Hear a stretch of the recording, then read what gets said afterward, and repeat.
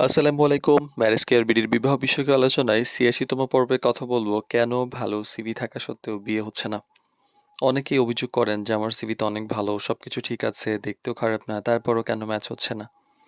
আবার অনেকে আছে যে এত ভালো, ভালো সিভি দেওয়া হয়েছে তারপরেও বিয়ে হচ্ছে না। তো প্রশ্নটা বাস্তব এবং খুব কমন। কিন্তু সত্যটা হলো ভালো সিভি থাকলেই যে বিয়ে হয়ে যায়, এটা সবসময় হয় না। এর পিছনে অনেকগুলো কারণ থাকে এবং সেগুলো বোঝা জরুরি। অনেক কারণ আছে। তার মধ্যে কয়েকটা কারণ নিয়ে আলোচনা করা যেতে পারে। প্রথমত হলো যে শর্ত বা প্রত্যাশা অনেক বেশি। এই টপিকগুলো নিয়ে একাধিকবার আলোচনা করা হয়েছে। আবার বলছি। অনেক সময় নিজের চাহিদা খুব বেশি নির্দিষ্ট বা কঠিন হয়ে যায়।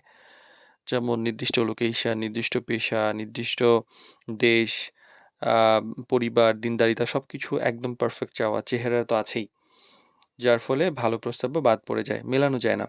আপনার যে রিকোয়ারমেন্ট যেটা বলে দেন সেই অনুযায়ী তো খোঁজা হয়। আবার বাস্তবতা এবং ছবির মধ্যে একটা গ্যাপ থাকে। অনেক সময় দেখা যায় যে সিভিতে সবকিছু ভালো দেখালেও বাস্তবে কথা বলার সময় মানসিকতা বা আচরণে অমিল ধরা পড়ে। মানুষ শুধু তথ্য দেখে নয়, আচরণ এবং যোগাযোগের মাধ্যমেও সিদ্ধান্ত নেয়। ছবি বা প্রেজেন্টেশনের একটা ব্যাপার থাকে। তো অনেক সময় দেখা যায় যে ছবি বা ভাষা উপস্থাপনের কারণে প্রথম ইমপ্রেশনটা খারাপ হয়।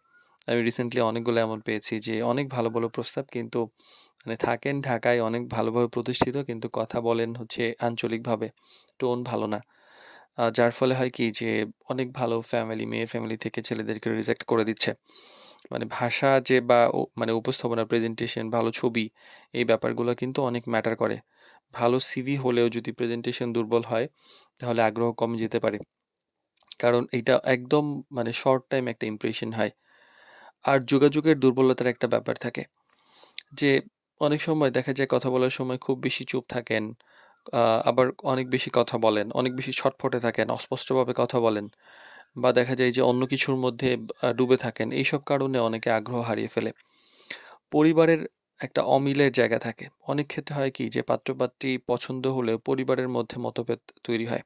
মানে হয়তো বাবা-মা পছন্দ করেছে, পাত্র-পাত্রী পছন্দ করছে না, বা পাত্র-পাত্রীর পছন্দ হয়েছে, বাবা-মার পছন্দ হচ্ছে না। সিদ্ধান্ত নিতে দেরি হওয়ার কারণ হয় অনেক সময়।